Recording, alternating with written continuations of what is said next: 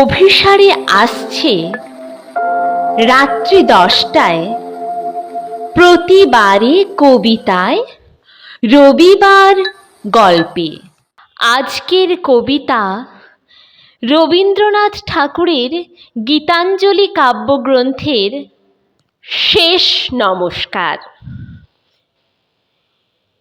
একটি নমস্কারই প্রভু, একটি নমস্কারই সকল দেহ লুটিয়ে পড়ুক তোমার এ সংসারে।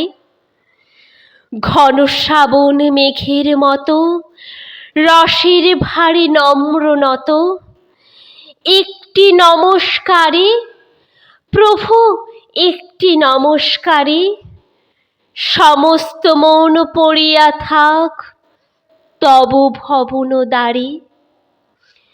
নানা সুরের আকুল ধারা মিলিয়ে দিয়ে আত্মহারা, একটি নমস্কারে প্রভু, একটি নমস্কারে সমস্ত গান সমাপ্ত হোক নীরব পাড়াবাড়ি।